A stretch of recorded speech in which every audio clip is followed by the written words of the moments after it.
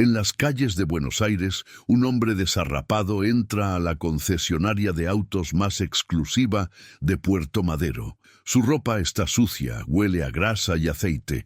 Los vendedores lo miran con desprecio. Cuando declara que comprará 5 Rolls Royce, todos estallan en carcajadas. Lo echan como a un perro.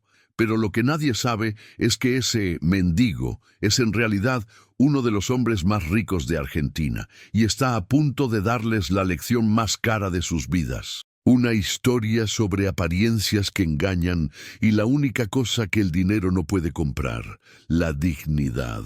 Capítulo 1. Antes que nada, suscríbete al canal y cuéntanos de qué ciudad nos estás viendo. Capítulo 1. La burla. El sol de mediodía golpeaba con fuerza las vidrieras de Prestigio Motors, la concesionaria de automóviles de lujo más exclusiva de Puerto Madero. Desde afuera, el brillo de los Rolls-Royce, Bentley y Lamborghini era casi cegador. El piso de mármol italiano reflejaba cada uno de esos vehículos como si fueran joyas exhibidas en un museo. El aire acondicionado mantenía una temperatura perfecta de 22 grados, y el aroma sutil a cuero nuevo y café importado flotaba en el ambiente.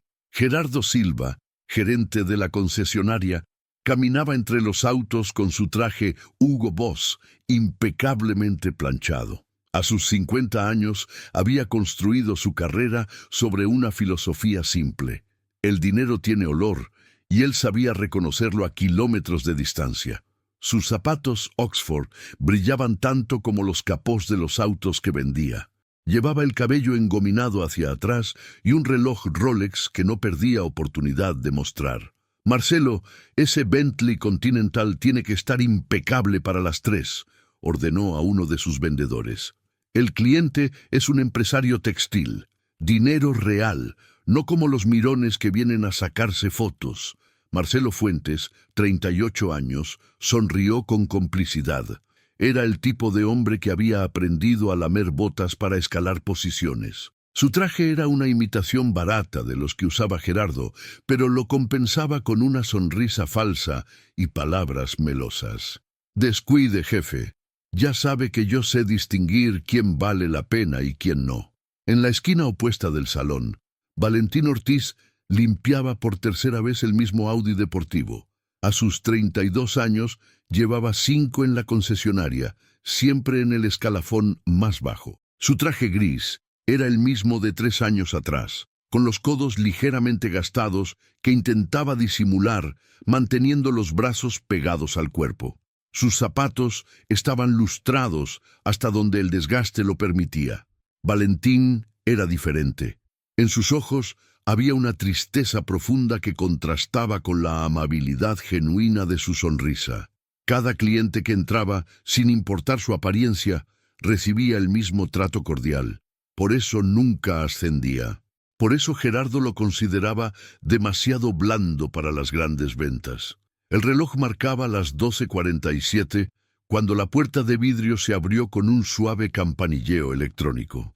Roberto Maldonado entró arrastrando ligeramente los pies. Tenía 45 años, pero aparentaba 10 más. Su ropa era un desastre. Pantalón de trabajo manchado con grasa y aceite, camisa a cuadros descolorida con 2 botones faltantes y zapatillas deportivas que alguna vez fueron blancas. Su barba de varios días estaba desprolija, el cabello revuelto y grasoso. Olía a sudor, a calle, a pobreza. El silencio cayó sobre la concesionaria como una losa de cemento. Marcelo fue el primero en reaccionar, codeándose con otro vendedor y ahogando una risa. Gerardo levantó la vista de su tablet y frunció el ceño con evidente disgusto. Roberto caminó lentamente entre los autos, pasando su mano sucia sobre el capó de un Rolls-Royce Phantom negro. Sus dedos dejaron una ligera marca de grasa en la superficie impecable. «¡Oiga!», gritó Marcelo acercándose rápidamente. «¿Qué hace? No puede tocar los autos». Roberto lo miró con calma, sin inmutarse. «¿No puedo? Pensé que esto era una concesionaria, no un museo». Las risas estallaron desde el fondo del salón. 3 vendedores más se habían reunido, observando la escena como si fuera un espectáculo de circo.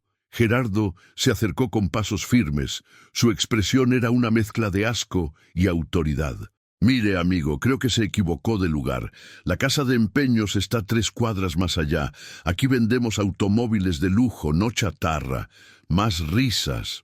Roberto permaneció impasible, sus ojos oscuros estudiando a Gerardo con una intensidad que el gerente no supo interpretar.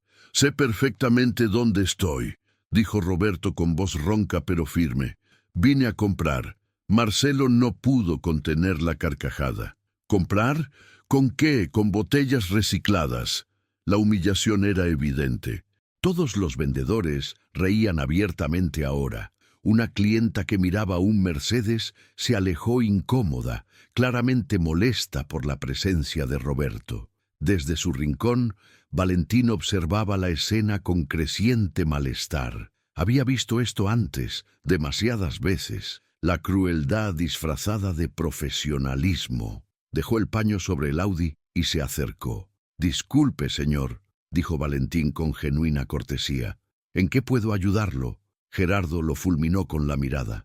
«Ortiz, vuelve a tu trabajo. Yo me encargo de esto». Pero Roberto había fijado su atención en Valentín. En sus ojos reconoció algo que llevaba años buscando. Respeto sin condiciones. Humanidad sin cálculos. «Gracias, joven», dijo Roberto. «Vine a llevarme 5 Rolls Royce».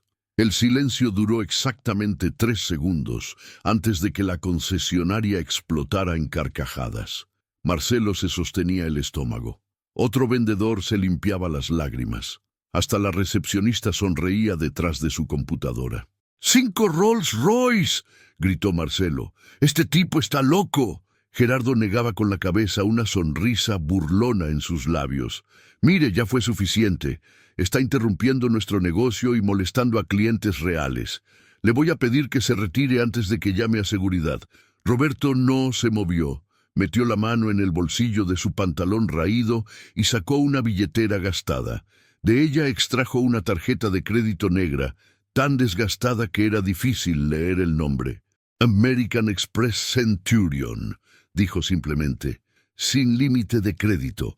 Puedo transferir el dinero ahora mismo si prefieren efectivo». Gerardo le arrebató la tarjeta de las manos y la examinó con desprecio. «Esto es falso. ¿De dónde la sacó? De un puesto en 11. «Puede verificarla», dijo Roberto con calma absoluta. «No voy a perder tiempo con esto». Gerardo le devolvió la tarjeta con desdén. «Seguridad está por llegar. Le sugiero que se vaya por su propio pie mientras pueda». Valentín dio un paso adelante, incómodo. «Señor Silva, tal vez deberíamos, al menos...» «Ortiz, una palabra más y te vas con él. ¿Entendido?» Valentín bajó la mirada, pero había fuego en sus ojos. Roberto lo notó. 2 guardias de seguridad entraron al salón. Gerardo señaló a Roberto como si fuera un criminal. «Escolten a este señor a la salida y asegúrense de que no vuelva». Los guardias tomaron a Roberto de los brazos. Él no opuso resistencia, pero antes de ser arrastrado hacia la puerta, miró directamente a Gerardo. «Va a arrepentirse de esto», dijo con una serenidad que heló el ambiente. «Claro que sí», se burló Gerardo. «Llora a casa con mamá». Las puertas de vidrio se cerraron detrás de Roberto. Los vendedores volvieron a sus puestos, todavía comentando el incidente entre risas. Gerardo se ajustó la corbata con satisfacción, pero Valentín no podía quitarse la imagen de la cabeza. La dignidad en los ojos de ese hombre, la calma absoluta frente a la humillación, algo no encajaba. 5 minutos después, Valentín salió de la concesionaria con una excusa cualquiera. Corrió por la calle hasta alcanzar a Roberto, que caminaba lentamente por la acera de Puerto Madero. «Señor, espere, por favor». Roberto se detuvo y se volvió. «Quiero disculparme», dijo Valentín, genuinamente avergonzado. «Lo que pasó ahí dentro fue imperdonable. No todos somos así». Roberto lo estudió en silencio por un largo momento. Luego, una pequeña sonrisa apareció en su rostro curtido. «No se preocupe, joven. Volveré, y cuando vuelva, Usted va a entender quién soy realmente. Valentín frunció el ceño, confundido. No entiendo, pero Roberto ya se había dado vuelta. Caminó unos metros y, sin mirar atrás, sacó del bolsillo de su pantalón sucio un teléfono celular de última generación, completamente fuera de lugar con su apariencia. Marcó un número. «Raúl, soy yo. Necesito que prepares una transferencia». Hizo una pausa. $5 millones. Sí, en efectivo. Para mañana. Valentín se quedó petrificado en medio de la acera, el corazón latiéndole con fuerza, mientras veía a Roberto alejarse entre la multitud de Puerto Madero. ¿Quién era realmente ese hombre? Capítulo 2. Dos mundos. La luz pálida del amanecer apenas se colaba por las persianas rotas del departamento en Flores. Valentín se despertó sobresaltado a las 6 de la mañana, como todos los días desde hacía 2 años. No necesitaba despertador. Su cuerpo ya había memorizado el horario. Levantarse, preparar el desayuno, despertar a Lucía, vestirla, darle los medicamentos, llevarla a lo de la vecina, tomar 2 colectivos hasta Puerto Madero, trabajar 10 horas, volver, recoger a Lucía, cocinar, bañarla, acostarla, limpiar, dormir 4 horas, repetir. El departamento era pequeño, 2 ambientes con una cocina integrada que había conocido tiempos mejores. Las paredes mostraban manchas de humedad que Valentín intentaba disimular con pósters baratos. El sofá tenía un agujero que ocultaba con una manta, pero estaba limpio, ordenado, lleno de dibujos de Lucía pegados en la heladera con imanes desparejos. Se levantó en silencio y fue hasta la otra habitación. Lucía dormía en la cama individual, su pequeño cuerpo apenas haciendo bulto bajo las sábanas de princesas. Tenía 6 años, pero parecía de 4. La leucemia le había robado el peso, el color, la energía. Su cabeza estaba completamente calva, la piel tan pálida que las venas azules se transparentaban en sus sienes. Valentín se arrodilló junto a la cama y le acarició suavemente la mejilla. Lucía abrió los ojos lentamente, esos ojos marrones enormes que eran idénticos a los de su madre. «Hola, princesa», susurró Valentín. «¿Cómo amaneció mi guerrera?» «Cansada, papi», dijo Lucía con voz débil. «Pero soñé con mamá. Me dijo que me iba a mejorar». Valentín sintió el nudo familiar en la garganta. 2 años sin Clara. 2 años desde que una hemorragia posparto se la llevó apenas minutos después de dar a luz a Lucía. Nunca llegó a sostenerla en brazos. Nunca supo que su hija tendría sus mismos ojos. «Mamá tiene razón, mi amor. Te vas a mejorar, te lo prometo». Pero era una promesa que cada día se hacía más difícil de mantener. A las 9 de la mañana, Valentín dejó a Lucía con doña Mercedes, la vecina del tercer piso que cuidaba a la niña, por una suma modesta que de todas formas Valentín apenas podía pagar. Tomó el colectivo 126 hasta Constitución, después el 130 hasta Puerto Madero. Llegó a Prestigio Motors a las 10:03, 3 minutos tarde. Gerardo lo esperaba con los brazos cruzados en la entrada. «Tarde otra vez, Ortiz. ¿Sabes cuántos clientes pueden entrar en 3 minutos? Lo siento, señor Silva. El colectivo siempre es el colectivo, o tu hija, o alguna excusa. Mira, soy comprensivo con tu situación, pero esto es un negocio, no una beneficencia». Valentín apretó los dientes y asintió. Necesitaba este trabajo, lo necesitaba desesperadamente. El día transcurrió con la lentitud cruel de siempre. Valentín atendió a 2 clientes, que finalmente no compraron nada. Limpió autos, organizó papeles, escuchó a Marcelo presumir sobre la venta de un Porsche. Almorzó un sándwich de jamón y queso que había traído de casa mientras los demás iban a un restaurante caro. A las 3 de la tarde, su celular vibró. Era un mensaje del hospital italiano. «Señor Ortiz, necesitamos que venga urgente. Doctora Romero». El mundo se detuvo. Valentín sintió que las piernas le fallaban.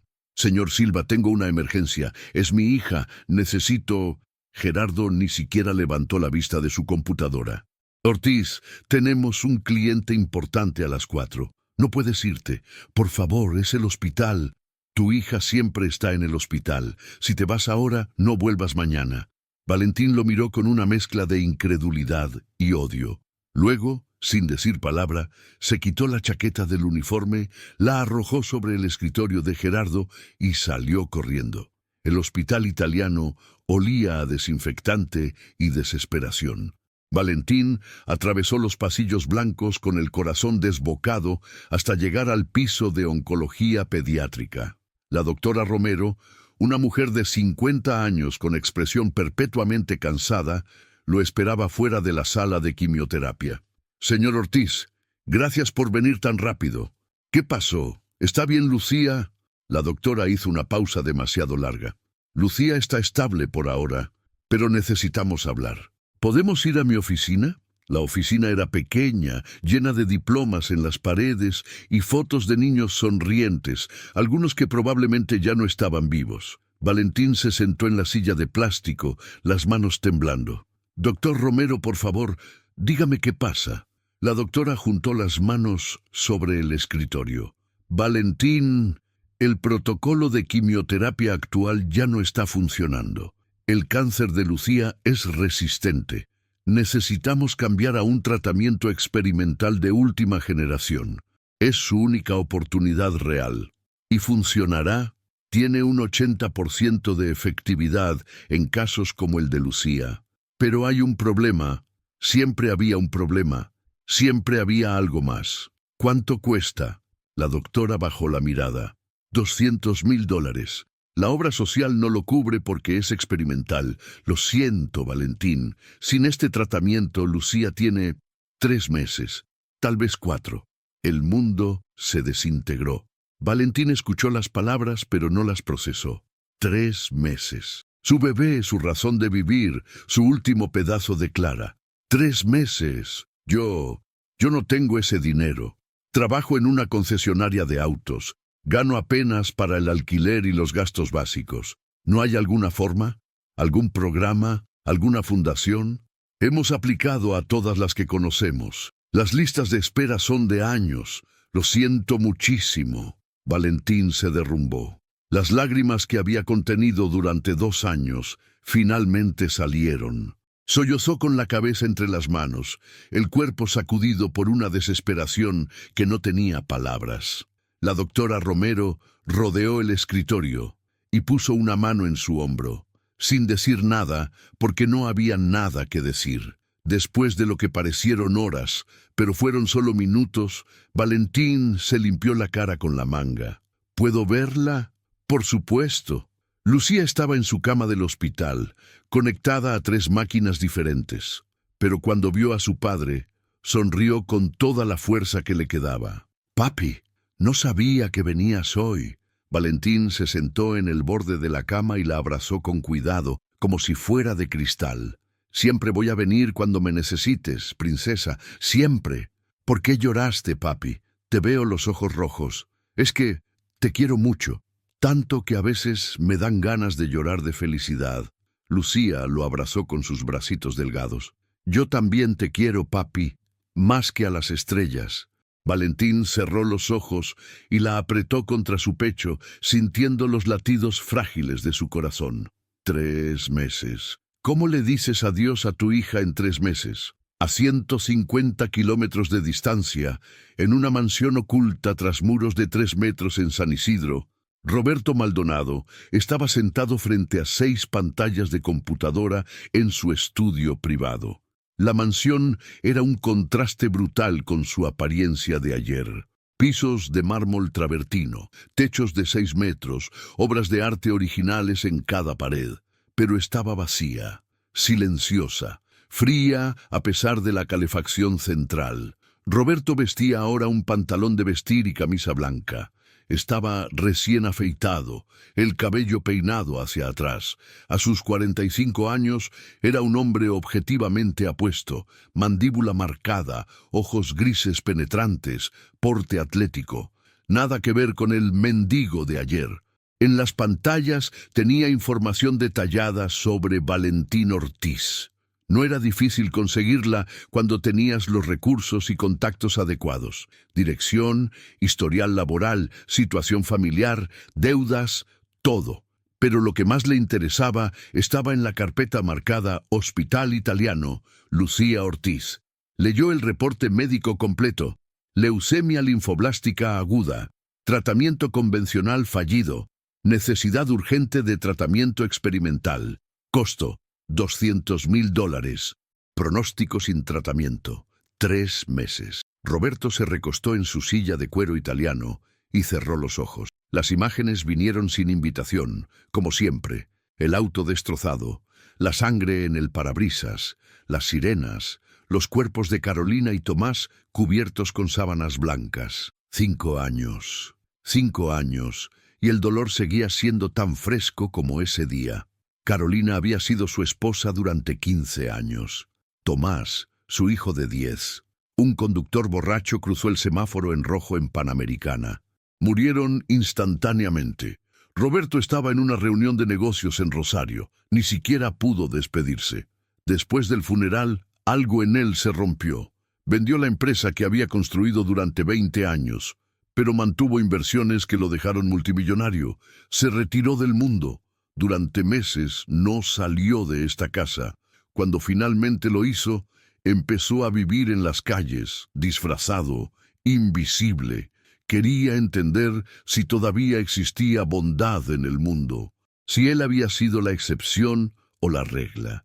En 5 años había visitado decenas de lugares, siempre con la misma apariencia de indigente. Había sido escupido, golpeado, ignorado, humillado. Una sola vez, hace 3 años, una anciana le había ofrecido su almuerzo. Le dejó $1,000,000 en su cuenta antes de desaparecer. Pero ayer, en Prestigio Motors, encontró algo diferente. Valentín Ortiz no lo había tratado bien porque esperaba algo a cambio. Lo trató bien porque era lo correcto, porque tenía decencia, humanidad, y ahora ese hombre bueno iba a perder a su hija por falta de dinero. Roberto abrió los ojos y tomó el teléfono. Marcó un número que pocos en Argentina conocían. «Raúl, soy yo. Necesito que hagas algo urgente». Raúl Sánchez era su abogado y único amigo real de los últimos 5 años. «Dime, Roberto, hay una niña en el Hospital Italiano, Lucía Ortiz. Necesita un tratamiento que cuesta $200,000. Quiero que lo pagues, pero de forma anónima. Que parezca una fundación o un donante privado. El padre no puede saber que fui yo. ¿Estás seguro? Es una suma considerable para...» «Raúl, tengo $400 millones en cuentas que no toco. 200,000 no es nada. Hazlo hoy. ¿Entendido? ¿Algo más?» Roberto miró la pantalla donde estaba la foto de Valentín con Lucía en brazos, tomada de su Facebook privado. Un padre desesperado. Una niña inocente. «Sí, quiero que investigues todo sobre Prestigio Motors. Propiedad, finanzas, deudas, todo. Y prepara 5 millones en efectivo. Voy a volver a esa concesionaria. Pero esta vez van a saber exactamente quién soy». Colgó el teléfono y se quedó mirando la foto de Carolina y Tomás en su escritorio. La había tomado 2 semanas antes del accidente en Mar del Plata. Sonrisas reales, felicidad genuina. «Encontré algo, mi amor», le dijo a la foto en voz baja. «Un hombre bueno en un mundo podrido. Voy a ayudarlo. Por ustedes. Por mí. Porque tiene que significar algo, ¿verdad?» El silencio de la mansión fue su única respuesta. Afuera, el sol se ponía sobre San Isidro, tiñendo el cielo de naranja y púrpura. Roberto se sirvió un whisky escocés de 30 años y se sentó en la terraza, mirando su imperio vacío. Había perdido todo lo que amaba, pero tal vez, solo tal vez, podía evitar que Valentín sufriera lo mismo. Y en el Hospital Italiano, mientras Lucía dormía conectada a las máquinas y Valentín lloraba en silencio en la silla junto a su cama, ninguno de los dos sabía que sus vidas estaban a punto de cambiar para siempre. Capítulo 3. El encuentro casual. Valentín no volvió a Prestigio Motors al día siguiente, ni al otro. Pasó 3 días en el hospital, durmiendo en la silla junto a la cama de Lucía, alimentándose de café de máquina y galletitas que le traía doña Mercedes. El mundo exterior dejó de existir. Solo importaba su hija, su respiración, sus latidos débiles pero constantes. El 4.º día, la doctora Romero lo encontró dormido con la cabeza apoyada en el colchón, la mano de Lucía entre las suyas. «Valentín», lo llamó suavemente, «necesitas descansar de verdad. Lucía está estable.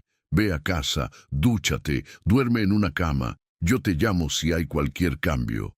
Valentín levantó la cabeza, los ojos rojos e hinchados. «No puedo dejarla.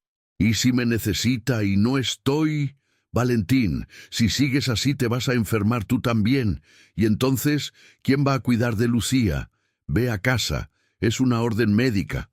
Valentín asintió con desgano. Besó la frente de su hija, que dormía profundamente bajo el efecto de los sedantes, y salió del hospital como un zombi. Eran las 4 de la tarde de un jueves soleado. Buenos Aires vibraba con su caos habitual. Autos tocando bocina, vendedores ambulantes gritando ofertas, el olor a choripán mezclándose con el escape de los colectivos. Valentín caminó sin rumbo, necesitando aire, necesitando pensar. Terminó en la Plaza San Martín, en Retiro. Se sentó en un banco bajo un gomero centenario y simplemente se quedó ahí, mirando a la gente pasar, familias con niños, parejas tomadas de la mano. Gente con vidas normales, sin hijas muriendo, sin deudas imposibles, sin el peso del mundo sobre los hombros. ¿Este asiento está ocupado? Valentín levantó la vista. Un hombre de unos 45 años estaba de pie junto al banco. Vestía ropa simple pero limpia, pantalón de jean, camisa celeste, zapatillas deportivas. Tenía el cabello corto y prolijo. Estaba bien afeitado. Se veía normal, común. Pero había algo en sus ojos grises que resultaba familiar. «No, adelante», murmuró Valentín. El hombre se sentó, dejando un espacio respetuoso entre ambos. Sacó una bolsa de papel madera de su mochila. «¿Quiere un sándwich?», ofreció. «Compré 2 en el kiosco, pero no tengo tanta hambre». Valentín iba a rechazar por cortesía, pero su estómago rugió audiblemente. No recordaba cuándo había comido algo decente por última vez. «Gracias», aceptó avergonzado. Comieron en silencio por un rato, observando a las palomas pelear por migas en el suelo. «Se ve agotado», comentó el hombre de repente. Valentín soltó una risa amarga. «¿Tanto se nota? Tengo experiencia reconociendo ese tipo de cansancio. No es solo físico, ¿verdad? Es del alma». Valentín lo miró con curiosidad. No era común que un extraño te hablara así en Buenos Aires. Generalmente la gente evitaba el contacto visual en el transporte público, mucho menos conversaciones existenciales con desconocidos. «Mi hija está enferma», dijo Valentín, sorprendiéndose a sí mismo con la confesión. «Leucemia. Y yo no puedo hacer nada para salvarla. Nada». El hombre asintió lentamente, sin el «lo siento» automático que todos decían. En cambio, preguntó: «¿Qué edad tiene?» «6 años. Se llama Lucía. Es lo único que me queda de mi esposa. Ella murió cuando Lucía nació». «Perder a alguien que amas te cambia para siempre», dijo el hombre con una voz que sonaba como experiencia personal. «Yo perdí a mi familia hace 5 años, esposa e hijo, accidente de tránsito». Valentín sintió una conexión instantánea con este extraño. El club de los que conocen el dolor real. El dolor que no se cura con tiempo ni palabras bonitas. «Lo siento mucho. Yo también siento lo de su hija. ¿Hay algún tratamiento posible?» Valentín apretó los puños. «Sí, experimental, muy efectivo según los médicos, pero cuesta $200,000 y yo vendo autos. O vendía. Creo que me despidieron por faltar. No tengo ese dinero. Ni en 10 vidas podría reunirlo». El hombre permaneció en silencio, pensativo. «A veces la ayuda viene de donde menos lo esperamos», dijo finalmente. «No pierda la esperanza. La esperanza no paga tratamientos médicos. No, pero mantiene el corazón latiendo. y eso a veces es suficiente para llegar al siguiente día. Valentín lo estudió más de cerca. Había algo en este hombre que no podía identificar, una contradicción. Su ropa era simple, pero de buena calidad. Sus zapatillas eran Nike originales, no imitaciones. Y ese reloj en su muñeca, aunque discreto, se veía caro. «Perdone, ¿cómo se llama?», preguntó Valentín. El hombre sonrió levemente. «Mis amigos me dicen Roque. ¿Y usted?». «Valentín Ortiz». «Mucho gusto, Valentín. ¿Qué hacía antes de este momento difícil?». «Trabajaba en una concesionaria en Puerto Madero, Prestigio Motors. Vendía autos de lujo a gente que tiene más dinero del que yo veré en toda mi vida». Algo brilló en los ojos de Roque, pero desapareció tan rápido que Valentín pensó que lo había imaginado. ¿Le gustaba ese trabajo? Valentín se encogió de hombros. «Era un trabajo, pagaba las cuentas, aunque mi jefe era un imbécil que disfrutaba humillar a la gente, especialmente a quienes consideraba inferiores». «He conocido gente así», dijo Roque con un tono extraño. «Generalmente aprenden las lecciones más duras». Hablaron durante casi una hora. Roque era un buen oyente, hacía las preguntas correctas sin ser invasivo. Le contó a Valentín que era consultor jubilado, que vivía solo, que pasaba sus días leyendo y caminando por la ciudad. Valentín habló de Lucía, de Clara, de lo difícil que era ser padre y madre al mismo tiempo. Cuando el sol empezó a bajar, Valentín se dio cuenta de que era la conversación más significativa que había tenido con alguien en meses, tal vez años. «Tengo que ir a buscar a mi hija», dijo levantándose. «Gracias por escuchar y por el sándwich». Roque también se puso de pie. Metió la mano en el bolsillo y sacó un fajo de billetes. «Tome», dijo extendiéndole 5,000 pesos, «para que pueda comprar algo de comida decente, para usted y para Lucía». Valentín retrocedió como si le hubieran ofrecido veneno. «No, no puedo aceptar eso. Ya hizo suficiente escuchándome. Valentín, no es caridad. Es un ser humano ayudando a otro. Acéptelo. Por Lucía. No lo conozco. No puedo aceptar su dinero». Roque sonrió con genuina calidez. «Entonces, conózcame. Nos vemos aquí mañana, misma hora. Y si después de una semana todavía quiere devolverme este dinero, lo acepto. ¿Trato?». Valentín vaciló. El orgullo peleaba contra la desesperación. La desesperación ganó. «Está bien, pero lo voy a devolver, se lo prometo». «No lo dudo», Roque le entregó el dinero. «Hasta mañana, Valentín». Mientras Valentín se alejaba hacia el hospital, Roberto Maldonado, porque por supuesto era él, sacó su teléfono y marcó. «Raúl, soy yo. Ya pagaste el tratamiento. Mañana a primera hora. El hospital recibirá una transferencia anónima de la Fundación Esperanza Carolina. Lo tengo todo preparado». «Perfecto. Y otra cosa, averigua quién es realmente el dueño de Prestigio Motors. Quiero saber cuánto están dispuestos a vender». Al día siguiente, a las 9:47 de la mañana, el teléfono de Valentín sonó mientras ayudaba a Lucía a desayunar en el hospital. «Señor Ortiz, habla la doctora Romero. ¿Puede venir a mi oficina? Tengo noticias». El corazón de Valentín se detuvo. «¿Es malo? Lucía está...». «Venga a mi oficina, por favor. Ahora». Valentín llegó corriendo, imaginando lo peor. Pero cuando entró, la doctora Romero estaba sonriendo. «Valentín, siéntese. Acaba de ocurrir algo extraordinario». Le mostró un documento oficial en su computadora. «Esta mañana el hospital recibió una transferencia de $250,000 de una fundación privada. La Fundación Esperanza Carolina. El dinero está designado específicamente para el tratamiento de Lucía. Todo, completamente cubierto». Valentín la miró sin comprender, como si le estuviera hablando en otro idioma. «¿Qué? No entiendo. ¿Una fundación? ¿Cómo? ¿Por qué? No lo sé. El donante es anónimo. Pero Valentín, es real. El dinero está en la cuenta del hospital. Podemos empezar el tratamiento de Lucía inmediatamente. Hoy mismo». Valentín sintió que las rodillas le fallaban. Se dejó caer en la silla, incapaz de procesar lo que escuchaba. Mi hija se va a curar?» Tiene un 80% de probabilidades, sí. Es un milagro, Valentín. Un verdadero milagro.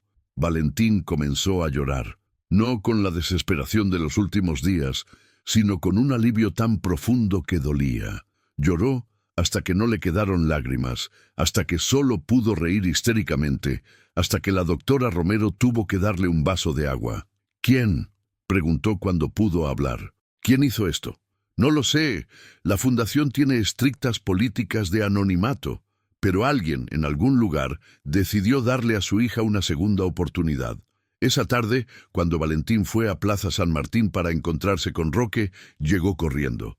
Pasó algo increíble, gritó antes siquiera de llegar al banco. Una fundación pagó el tratamiento de Lucía.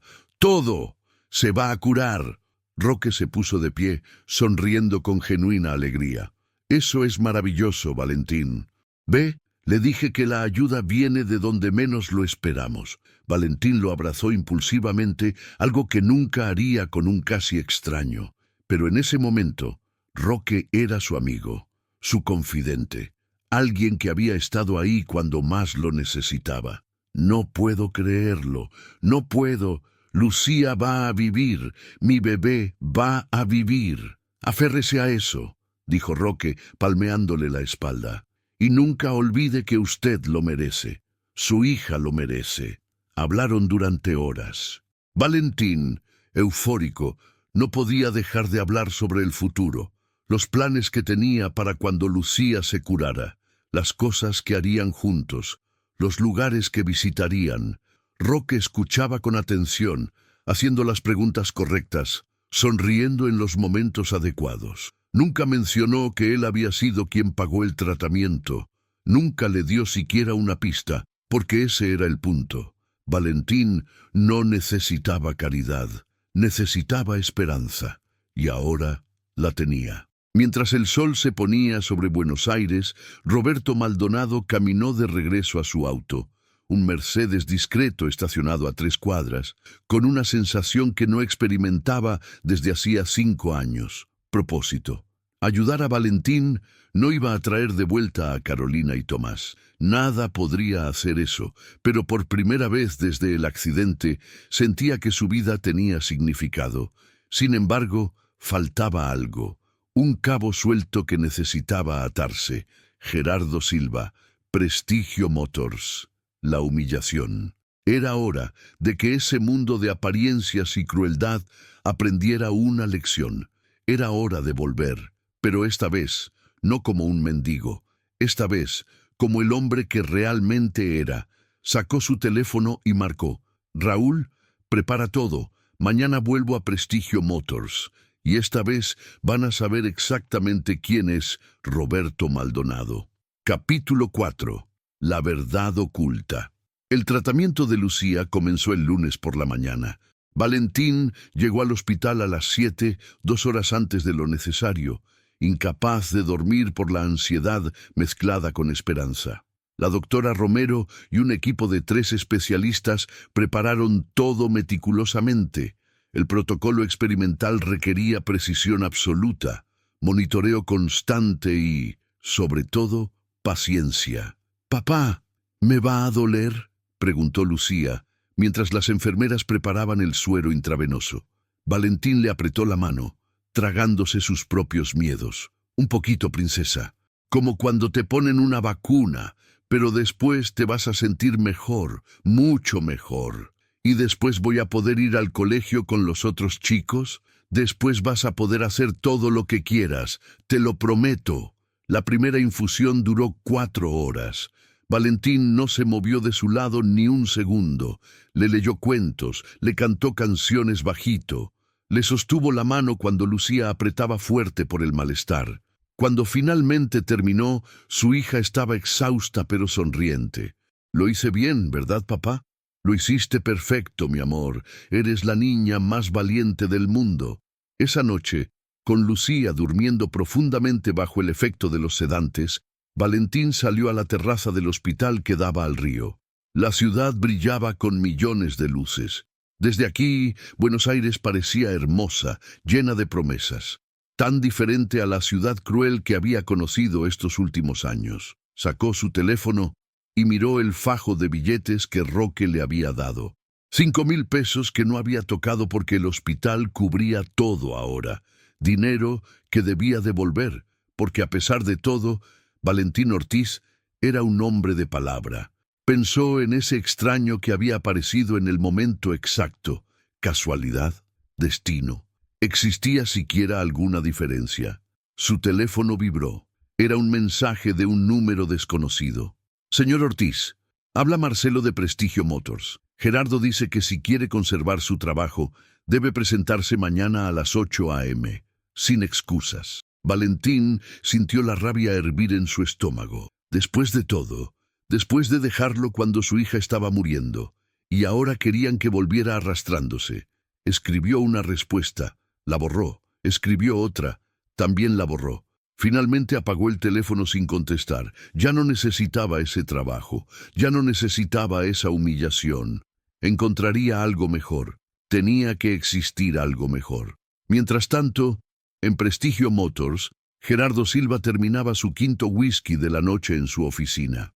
Eran las 11 de la noche y seguía allí, revisando números que no cuadraban, llamadas de clientes insatisfechos, quejas del personal. La verdad era que Gerardo estaba en problemas, grandes problemas. La concesionaria llevaba 6 meses en números rojos. Los dueños reales, un grupo inversor con sede en Rosario, le habían dado un ultimátum: triplicar las ventas en el próximo trimestre o sería reemplazado. Y con él, su salario de 50,000 pesos mensuales, su auto de la empresa, su estatus, todo lo que había construido durante 10 años. El incidente del mendigo de la semana pasada no ayudaba. Algunos clientes habían presenciado la escena y uno de ellos, un empresario importante, había comentado que el trato fue excesivamente cruel. Gerardo había tenido que hacer control de daños, enviar canastas de regalo, dar descuentos, todo por ese maldito vagabundo. Marcelo entró a la oficina sin golpear como siempre. «Jefe, ¿vio el mensaje que le mandé a Ortiz? ¿Cree que vuelva?» «No me importa si vuelve o no», gruñó Gerardo. Era un vendedor mediocre de todas formas, siempre con sus problemas personales, su hija enferma, su cara de perro abandonado. Esto es un negocio, no una ONG. Tiene razón. Por cierto, ¿escuchó sobre los Fernández? Se fueron a la competencia. Dijeron que nuestro ambiente no era de su agrado. Gerardo estrelló el vaso contra el escritorio. «¡Esos idiotas! Les ofrecí el mejor precio del mercado». «Tal vez no se trata solo del precio, jefe», se atrevió a decir Marcelo. «Algunos clientes comentan que somos, como lo dijeron, excesivamente selectivos». «¿Selectivos? Es llamado tener estándares. No voy a perder tiempo con cualquier muerto de hambre que entra a mirar autos que nunca va a poder comprar. Como ese tipo de la semana pasada», rió Marcelo. 5 Rolls Royce. Todavía me río cuando me acuerdo. Un loco. La ciudad está llena de locos. Lo que ninguno de los dos sabía era que afuera, en el estacionamiento, dentro de un Mercedes negro con vidrios polarizados, Roberto Maldonado los observaba a través de los ventanales de la oficina. Había llegado 1 hora atrás con una sola misión: observar, entender, confirmar que lo que iba a hacer estaba justificado. Y cada palabra que salía de la boca de Gerardo, cada comentario despectivo sobre Valentín, cada muestra de crueldad casual, solo confirmaba su decisión. Sacó su teléfono y llamó a Raúl. «¿Conseguiste la información?» «Todo, Roberto. Prestigio Motors pertenece a Grupo Austral Inversiones. 3 socios, Ramírez, Costas y Di Marco, están buscando vender hace meses. La concesionaria está en rojo profundo. Tu oferta de $5 millones es el doble de lo que vale. Van a aceptar sin pensarlo». «Perfecto. Prepara los papeles. Quiero cerrar la compra en 48 horas. ¿Estás seguro de esto? Es mucho dinero por venganza». Roberto sonrió en la oscuridad del auto. «No es venganza, Raúl. Es justicia. Hay una diferencia». Colgó y siguió observando. Gerardo se sirvió otro whisky. Marcelo reía de algo en su celular. Dos hombres mediocres en un mundo que los recompensaba por su mediocridad. Pero no por mucho tiempo más. Al día siguiente, martes, Roberto visitó el hospital italiano. No como Roberto Maldonado, billonario, sino como Don Roque, voluntario del programa de acompañamiento de pacientes pediátricos. Había hecho los arreglos necesarios, una llamada, una donación generosa, credenciales falsas pero convincentes, para acceder al piso de oncología. La coordinadora de voluntarios, una mujer agradable llamada Patricia, le mostró las instalaciones. Es maravilloso que quiera ayudar, don Roque. Siempre necesitamos más voluntarios, especialmente hombres. Muchos de estos niños no tienen figuras paternas presentes. Entiendo, dijo Roberto. Yo perdí a mi hijo hace años. Siento que puedo aportar algo. Patricia lo miró con comprensión profesional. El dolor puede convertirse en propósito. ¡Qué hermoso! Venga, le presento a algunos de nuestros pequeños guerreros. Recorrieron el piso. Niños de todas las edades, todos luchando batallas que ningún niño debería pelear. Roberto sintió el peso familiar en el pecho. Tomás habría tenido 15 años ahora. Habría estado en secundaria, probablemente enamorado de alguna chica, peleándose con él por el toque de queda. Y esta es Lucía, dijo Patricia, deteniéndose frente a una habitación. Acaba de comenzar un tratamiento experimental. Es una niña encantadora. Roberto la vio a través del vidrio. Pequeña, frágil, sin cabello, pero con una sonrisa enorme mientras dibujaba algo en un cuaderno. Se parecía tanto a las fotos de Clara que Valentín le había mostrado en su teléfono durante sus conversaciones en la plaza. ¿Puedo conocerla? Por supuesto. Su padre suele estar aquí, pero hoy tuvo que salir un momento. Adelante. Roberto entró a la habitación.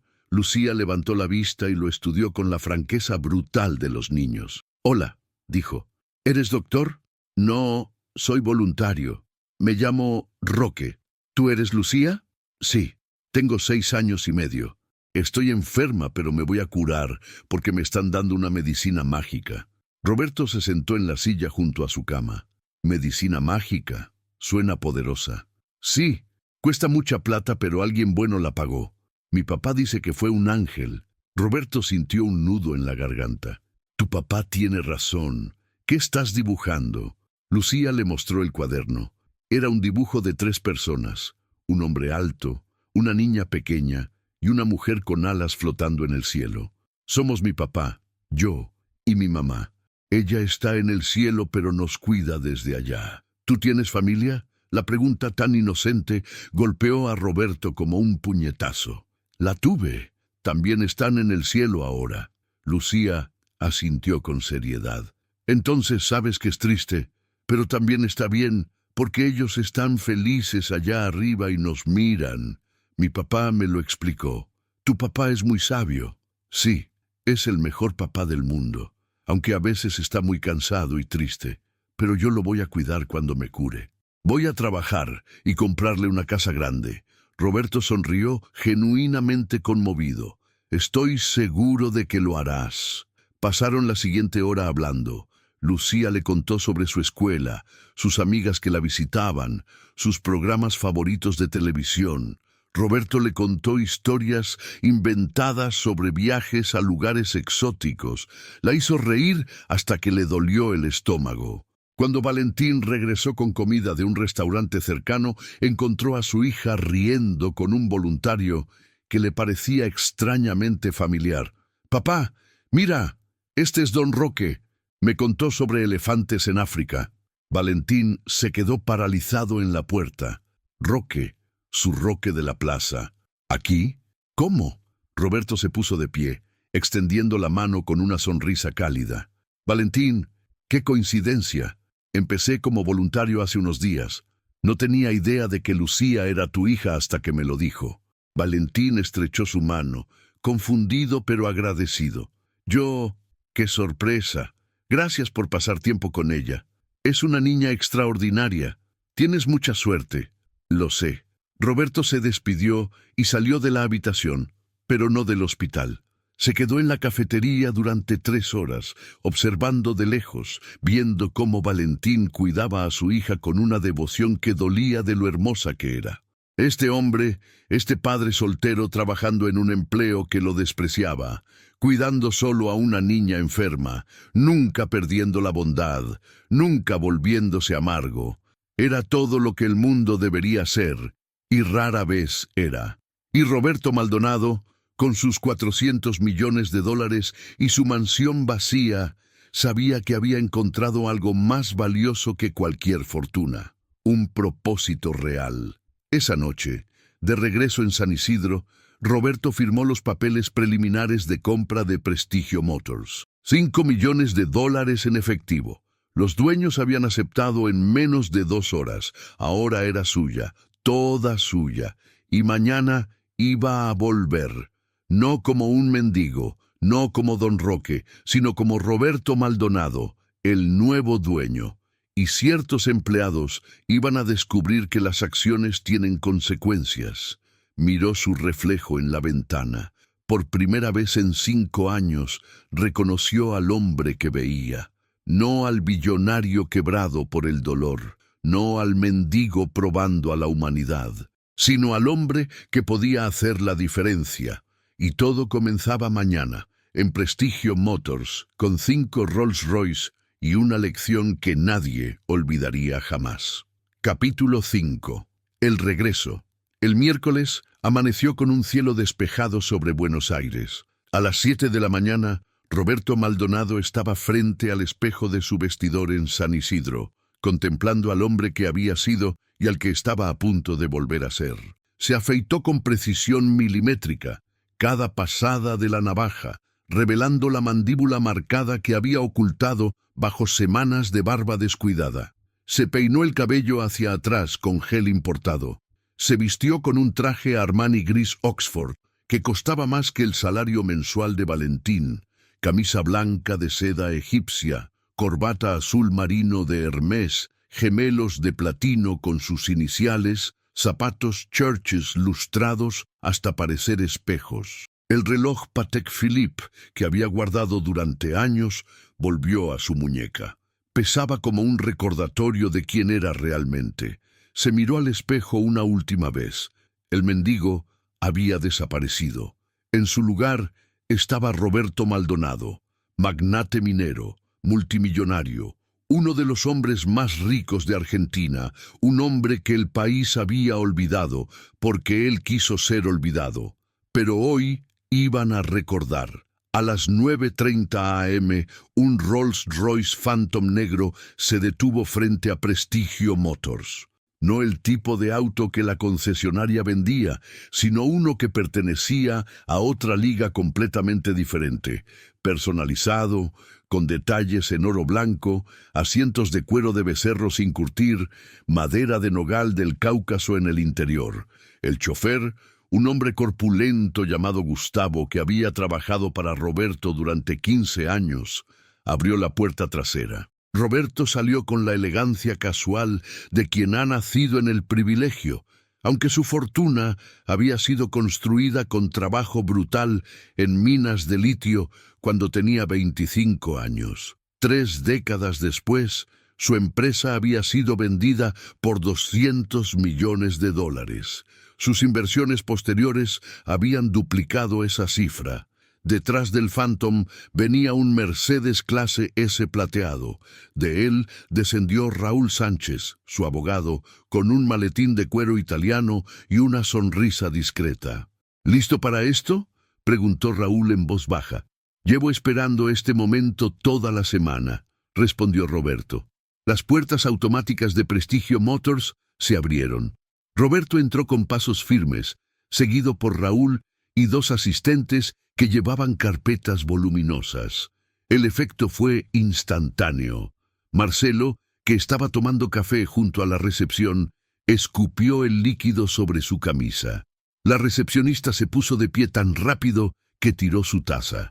2 vendedores que conversaban junto a un Porsche se callaron abruptamente, las bocas abiertas como peces. Gerardo Silva salió de su oficina al escuchar el silencio antinatural. Cuando vio a Roberto, su cerebro simplemente no procesó la información. Era como ver dos imágenes contradictorias superpuestas, el mendigo de la semana pasada y este magnate impecable. «Buenos días», dijo Roberto con voz clara, resonante, con la autoridad de quien está acostumbrado a ser obedecido. «Estoy buscando al señor Gerardo Silva». Gerardo avanzó, tambaleándose ligeramente sin poder articular palabra. Yo soy Gerardo Silva». Roberto lo estudió como un entomólogo examinaría un insecto particularmente desagradable. «Ah, sí, lo reconozco. Usted fue quien me echó de su establecimiento la semana pasada. ¿Lo recuerda?». El color desapareció del rostro de Gerardo. Alrededor, todos los empleados se habían congelado, observando la escena como si fuera un accidente de tránsito. Horrible pero imposible de ignorar. «Señor, debe haber un malentendido». «No hay malentendido». Roberto sacó una tarjeta de presentación de su billetera y se la entregó. «Roberto Maldonado, CEO de Maldonado Mining Corporation.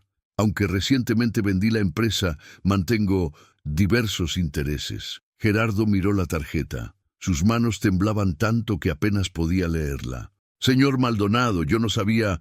Si hubiera sabido quién era usted». «Exactamente», interrumpió Roberto con tono helado. «Si hubiera sabido quién era yo, me habría tratado con respeto. Pero como pensó que era un mendigo, un don nadie, me echó como a un perro. ¿Correcto?». El silencio en la concesionaria era sepulcral. Marcelo había retrocedido hasta casi esconderse detrás de un auto. La recepcionista tecleaba frenéticamente en su computadora, probablemente buscando información sobre Roberto Maldonado en Google. «Yo lo siento profundamente, señor. Fue un error de juicio imperdonable. Si me permite compensarlo de alguna manera». «Oh, me va a compensar», sonrió Roberto, pero era una sonrisa sin calidez. «Vine a comprar 5 Rolls Royce, como dije la semana pasada. ¿Los tiene disponibles?». Gerardo parpadeó, confundido por el giro. «¿5 Rolls Royce? Señor Maldonado, nosotros no... Quiero decir, tendríamos que hacer pedidos especiales. Tardaría meses». «Qué interesante. Cuando vine la semana pasada, nadie se molestó en explicarme eso. Simplemente se rieron y me echaron. Señor, por favor, déjeme hacer las cosas bien. Le puedo ofrecer cualquier vehículo de nuestro showroom al precio que usted considere justo». Roberto levantó una mano silenciándolo. «No vine solo a comprar autos, señor Silva. Vine a comprar algo más grande. Raúl, los documentos». El abogado abrió su maletín y sacó una carpeta gruesa. Se la entregó a Gerardo, quien la tomó con manos temblorosas. ¿Qué es esto?» «Es el contrato de compra-venta de Prestigio Motors. Como verá, ayer a las 6 de la tarde cerré la adquisición de esta concesionaria. Pagué $5 millones a Grupo Austral Inversiones. A partir de las 9 a.m. de hoy, yo soy el dueño de este establecimiento». El documento cayó de las manos de Gerardo. El sonido del papel golpeando el mármol fue como un disparo en el silencio absoluto. «No puede ser». «Oh, pero es... Puede llamar a los señores Ramírez, Costas y Di Marco si gusta, aunque le advierto que ya firmaron y cobraron. Esta concesionaria es mía, y eso significa», Roberto hizo una pausa dramática, disfrutando cada segundo, «que usted trabaja para mí ahora». Marcelo se había puesto pálido como un papel. 2 vendedores más habían aparecido desde el taller, atraídos por el escándalo. La recepcionista había dejado de teclear, con los ojos como platos. «Pero hay algo más que me interesa», continuó Roberto, su voz ganando un tono aceroso. «Me interesa saber dónde está Valentín Ortiz». El nombre cayó como una bomba. «¿Ortiz?», balbuceó Gerardo. Él renunció, o lo despedí. No estoy seguro. No ha venido en días». «Lo sé. No vino porque su hija está en tratamiento por leucemia. Un tratamiento que, casualmente, ahora puede pagar gracias a un donante anónimo». Roberto dejó que la implicación flotara en el aire. Vio comprensión lenta aparecer en algunos rostros, confusión en otros. Valentín Ortiz fue el único empleado en esta concesionaria que me trató con dignidad, el único que vio a un ser humano donde ustedes vieron basura. Y por eso, él va a tener un papel muy especial en lo que viene. Roberto sacó su teléfono y marcó un número. Puso el altavoz. Valentín, habla Roberto Maldonado.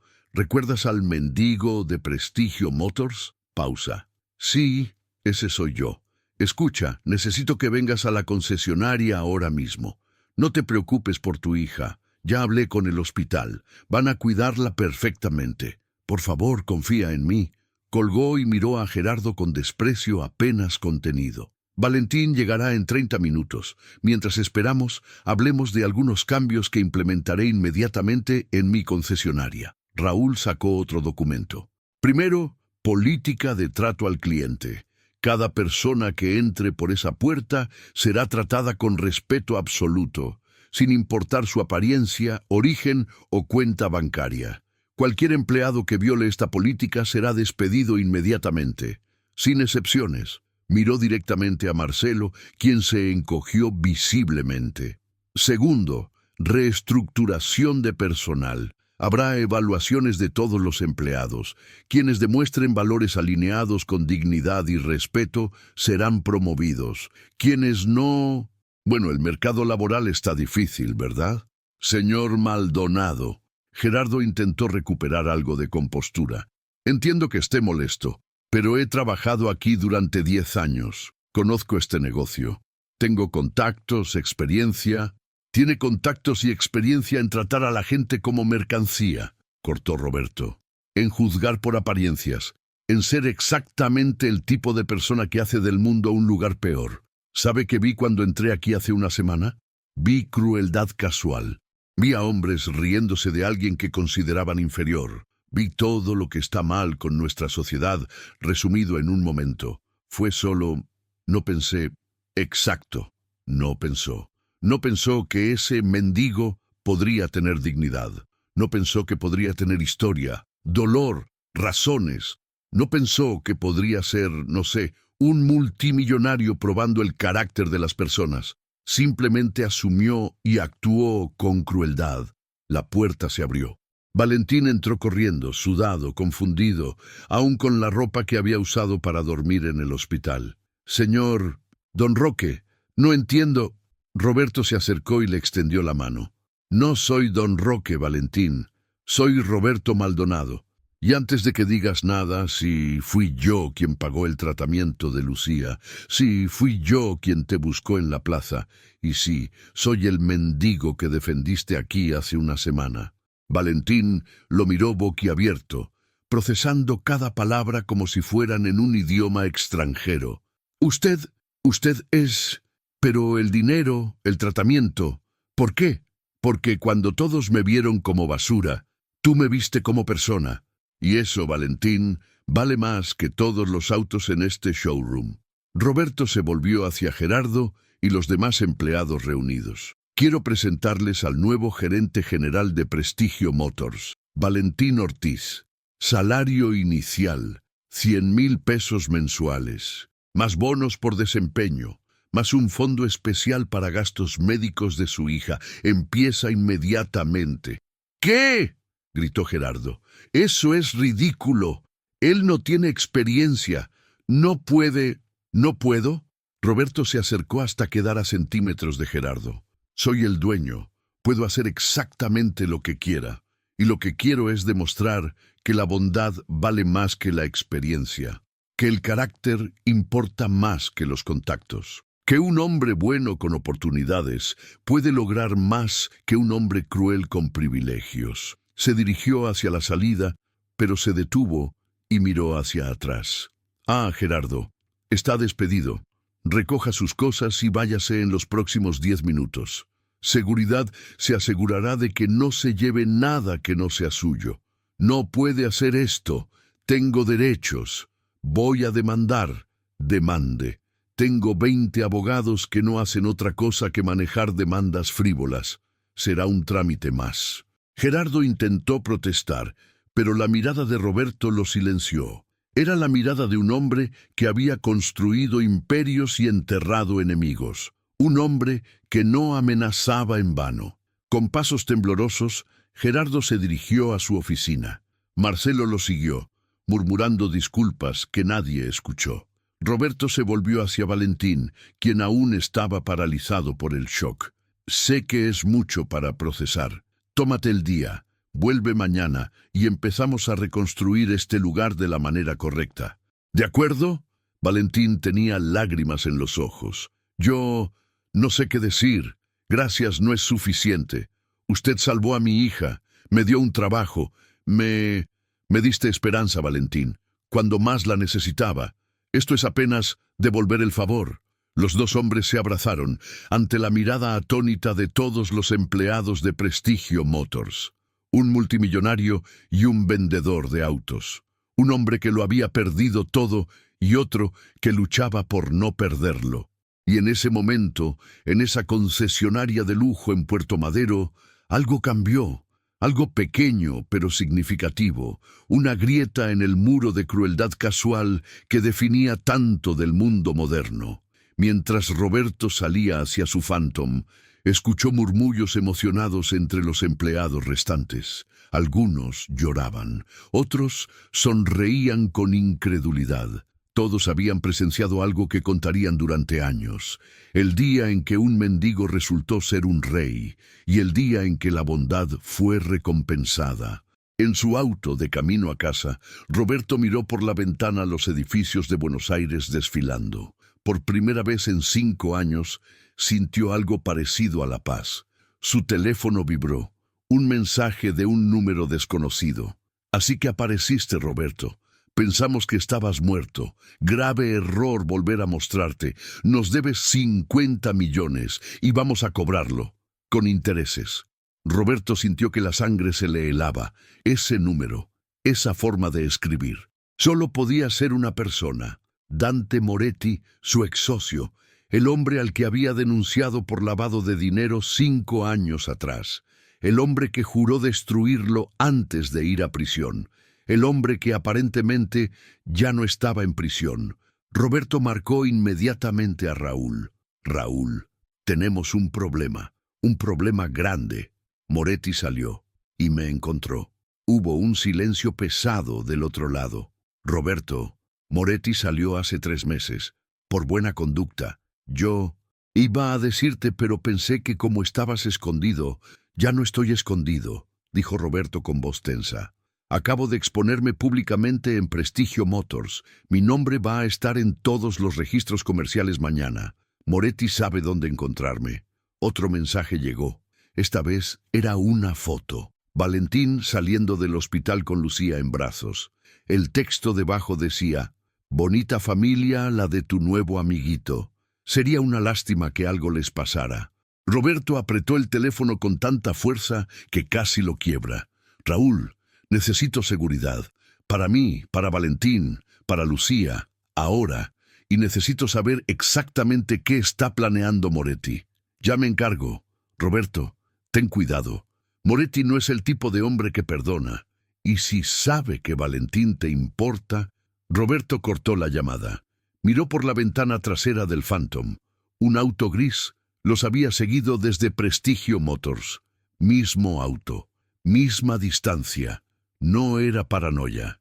Gustavo, le dijo a su chofer, toma la ruta larga y avísame si ese Chevrolet gris sigue con nosotros. Carolina y Tomás estarían orgullosos de lo que hizo hoy, pero también estarían aterrorizados por lo que vendría después, porque Roberto Maldonado acababa de salir de las sombras, y en las sombras esperando había un enemigo que nunca olvida, y ahora ese enemigo sabía exactamente cómo hacerle daño. Capítulo 6. Consecuencias. El Chevrolet gris lo siguió durante 20 minutos más antes de desaparecer en el tráfico de la Avenida Libertador. Roberto no se relajó. Conocía a Dante Moretti lo suficiente como para saber que esto era solo el comienzo. Un mensaje, una advertencia. El verdadero ataque vendría después. Cuando llegó a su mansión en San Isidro, Había 3 autos negros estacionados en el camino de entrada. Seguridad privada. Raúl no había perdido tiempo. Un hombre corpulento de unos 40 años se acercó al Phantom antes de que Roberto bajara. «Señor Maldonado, soy Cristian Vega, jefe de operaciones de seguridad táctica. El doctor Sánchez nos contrató. Ya tenemos el perímetro asegurado y 2 equipos en ruta. Uno al Hospital Italiano y otro a la dirección del señor Ortiz en Flores». Roberto asintió, bajando del auto. «Bien, quiero vigilancia 24/7. Nadie se acerca a Valentín o a su hija sin mi autorización». «¿Entendido?» «Completamente, señor». Adentro, Raúl lo esperaba en el estudio, con una carpeta gruesa abierta sobre el escritorio. «Dante Moretti», comenzó sin preámbulos. «Salió de Ezeiza hace exactamente 92 días.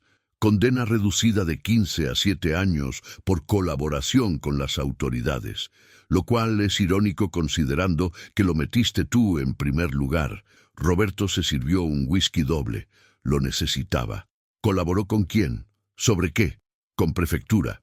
Al parecer entregó información sobre rutas de narcotráfico que su organización usaba. Nombres, lugares, contactos, suficiente para que el juez le diera la reducción. Entonces tiene aún más conexiones ahora. Perfecto. Raúl pasó las páginas del informe. Moretti salió con rencor, Roberto. Habló mucho en prisión sobre ti, sobre cómo lo traicionaste, cómo le robaste 50 millones antes de denunciarlo. Todo mentira, obviamente, pero él construyó toda una narrativa. Los 50 millones que él lavó a través de nuestra empresa, corrigió Roberto con amargura. Dinero que yo devolví a las autoridades para limpiar el nombre de la compañía. Por eso pudo venderla después sin problemas legales. Lo sé, pero Moretti convenció a mucha gente de que eres tú el villano. Y ahora que salió, tiene algo que no tenía antes. Nada que perder. Roberto se dejó caer en su silla de cuero. ¿Qué tan peligroso es realmente? Raúl lo miró con gravedad. En prisión mató a 2 hombres. Ambas muertes fueron catalogadas como peleas entre reclusos, pero todos saben que fueron ejecuciones. Moretti tiene contactos en el crimen organizado, policías corruptos en su nómina y recursos. Muchos recursos que escondió antes de ser arrestado. ¿Cuánto? Estimamos que tiene entre 20 y 30 millones ocultos en cuentas offshore, suficiente para hacer mucho daño. El teléfono de Roberto vibró. Otro mensaje del número desconocido. Mañana, noon. Puerto Madero, dique 3. Solo, o tu nuevo amiguito y su hija tienen un accidente. Roberto le mostró el mensaje a Raúl. No puedes ir, dijo el abogado inmediatamente. Es una trampa obvia. ¿Y si no voy? ¿Qué crees que hará? Roberto, escúchame. Moretti es un psicópata. Si vas, te mata. Si no vas, tal vez ataque a Valentín solo para provocarte. No hay forma de ganar este juego. Entonces cambiamos las reglas del juego. Roberto marcó otro número. La voz que contestó era profesional, fría. «Comisario Aguirre». «Comisario», habla Roberto Maldonado. «¿Recuerda cuando trabajamos juntos en el caso Moretti hace 5 años?» «Por supuesto, señor Maldonado. Su testimonio fue crucial para encerrarlo. ¿En qué puedo ayudarlo?» Moretti salió. «Y me está amenazando, a mí y a terceros inocentes. Necesito protección policial». Hubo una pausa. «Señor Maldonado, Moretti salió legalmente. A menos que haya cometido un delito nuevo, no podemos hacer nada. ¿Tiene evidencia de amenazas directas?» Roberto pensó en los mensajes. Todos desde números desechables, nada rastreable, nada que un fiscal considerara evidencia sólida. «Trabajo en eso, comisario. Pero necesito que sepa, si algo me pasa, ¿Moretti es el responsable?» «Entendido. Tenga cuidado, señor Maldonado». Colgó y miró a Raúl. «La policía no va a ayudar. Esto tengo que resolverlo yo». «Roberto, no seas estúpido. Contratar seguridad privada es una cosa. Enfrentarte a un criminal es otra completamente diferente. No voy a enfrentarme a él. Voy a negociar». «¿Negociar qué? No le debes nada. Le voy a ofrecer lo único que le importa. Dinero. 50 millones. los mismos que él dice que le debo. Le daré el dinero a cambio de que desaparezca de mi vida y de la vida de Valentín. Raúl lo miró como si hubiera enloquecido. ¿Vas a recompensar a un criminal con 50 millones de dólares? Voy a comprar paz. Para mí, para Valentín, para Lucía. Tengo 400 millones, Raúl. 50 no es nada, si significa que esa niña puede crecer sin miedo. A la mañana siguiente, Roberto no fue solo al dique 3. Fue acompañado por Cristian Vega y 4 de sus mejores hombres, todos con experiencia militar, todos armados, todos posicionados estratégicamente en lugares invisibles, pero con líneas de visión claras. Roberto llevaba un maletín. Adentro, $50,000 en efectivo. Un adelanto, una muestra de buena fe. El dique estaba relativamente vacío a las 12 del mediodía. Algunos turistas sacaban fotos de los yates, un par de corredores pasaban sudando, y allí, sentado en un banco mirando el agua, estaba Dante Moretti. 7 años en prisión lo habían cambiado. Había entrado con 40 años, bien vestido, con ese aire de empresario exitoso que usaba como disfraz. Salió con 47, 20 kilos más de músculo, tatuajes en los brazos que contaban historias de violencia carcelaria, y ojos que habían visto cosas que ningún hombre de negocios debería ver. Roberto Maldonado, dijo sin voltear, el hombre que me arruinó la vida. Roberto se sentó en el otro extremo del banco, dejando espacio entre ellos. Dante, te ves diferente. 7 años en Ezeiza te cambian. ¿Sabías que en prisión no hay nadie que respete a un delator? Cada día era una pelea por sobrevivir. Gracias a ti. Yo no te obligué a lavar dinero del narcotráfico a través de nuestra empresa. Moretti finalmente se volvió. Sus ojos eran fríos, muertos. Nuestra empresa... ¡Qué gracioso! Yo hice el trabajo sucio mientras tú te hacías el santo. Y cuando las cosas se complicaron, me entregaste como cordero al matadero. Hice lo correcto. Devolvimos el dinero. Limpiamos el nombre de la compañía. Me robaste 50 millones. Estalló Moretti, la voz cargada de años de resentimiento. Dinero que era mío, que yo gané, y lo entregaste a las autoridades como si fueras un héroe. Dinero manchado con sangre, dinero de narcotraficantes que destruyen familias. Ah, ahora eres moralista. El Roberto que yo conocía no tenía problemas tomando riesgos, haciendo lo necesario para crecer. El Roberto que conocías murió hace 5 años, junto con su esposa y su hijo. Eso pareció descolocar a Moretti por un momento. Sí, me enteré. Un accidente, ¿verdad? Qué lástima, aunque supongo que ahora entiendes lo que es perder todo. Roberto apretó la mandíbula, pero mantuvo la voz calmada. No vine a pelear, Dante. Vine a resolver esto. ¿Cuánto quieres para desaparecer? Moretti sonrió, pero era una sonrisa horrible. ¿Piensas que esto se trata de dinero? Esto se trata de justicia, de equilibrio. Tú me quitaste 7 años de mi vida. Yo voy a quitarte algo equivalente. Si es dinero lo que quieres, te doy 50 millones. Transferencia limpia, hoy mismo. Te vas del país y nunca volvemos a vernos. ¿50 millones? Moretti se rió. Roberto, en prisión tuve mucho tiempo para pensar, para planear. ¿Sabes qué descubrí? Que la venganza vale más que el dinero. Que verte sufrir me dará más satisfacción que cualquier cuenta bancaria. Se puso de pie. Roberto hizo lo mismo, tensándose. He estado observándote esta última semana, continuó Moretti. Tu pequeño juego de mendigo, tu nueva amistad con ese vendedor de autos y su hija enferma. Muy conmovedor. Casi lloré. Déjalos fuera de esto. Ellos no tienen nada que ver contigo y conmigo. Oh, pero sí tienen, porque ahora significan algo para ti, y eso los hace valiosos. Les das dinero, trabajo, esperanza. ¿Qué pasaría si todo eso desapareciera?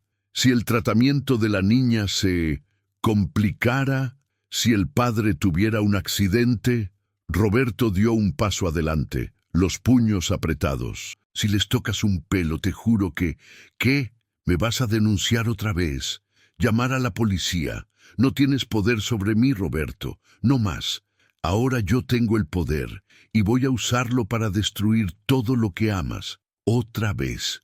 Moretti se alejó caminando tranquilamente.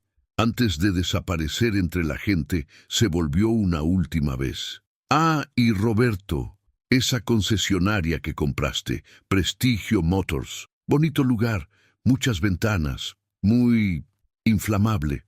Piénsalo. Roberto se quedó parado en el muelle, temblando de rabia impotente, mientras Cristian Vega se acercaba corriendo. Señor, lo tenemos en la mira. Diga la palabra y... No, cortó Roberto. Todavía no ha hecho nada técnicamente ilegal. Solo amenazas implícitas. Si lo atacamos primero, nosotros somos los criminales. Entonces, ¿qué hacemos? Roberto miró el agua del Río de la Plata, su reflejo distorsionado por las ondas. Protegemos lo que importa. Valentín, Lucía, la concesionaria. Vigilancia total. Y esperamos. Moretti va a cometer un error. Los tipos como él siempre lo hacen. Y cuando lo haga, estaremos listos. Pero en su interior, Roberto sentía algo que no había sentido en años. Miedo real. No por él. Había perdido el miedo a morir cuando Carolina y Tomás murieron. Pero por Valentín y Lucía, acababa de encontrar una razón para vivir. Y ahora, esa razón estaba en peligro. Esa tarde, Roberto fue directamente al hospital italiano. Valentín estaba con Lucía en su habitación, leyéndole un cuento. Cuando vio a Roberto entrar, sonrió con calidez genuina. «Don Roberto, mira, Lucía, vino a visitarte». «Don Roque», gritó la niña, usando el nombre que había aprendido primero. «Me trajiste otra historia de elefantes». Roberto se sentó junto a su cama, el corazón partiéndosele. Esta niña inocente, este padre bueno, ambos en peligro por su culpa. «Hoy no, princesa, pero vine a hablar con tu papá un momento». «¿Podemos?» Valentín frunció el ceño ante el tono serio, pero asintió. Salieron al pasillo. «¿Pasa algo? Te ves preocupado». Roberto consideró mentir, protegerlo con ignorancia, pero Valentín merecía la verdad. «Tengo un problema con mi pasado, un ex socio que salió de prisión y quiere venganza. No creo que vaya a hacer nada, pero por precaución contraté seguridad para ti y Lucía. Hombres que van a vigilar tu departamento, el hospital, donde vayas». Valentín lo miró con creciente alarma. «¿Venganza? ¿Qué tipo de venganza? ¿Estamos en peligro?»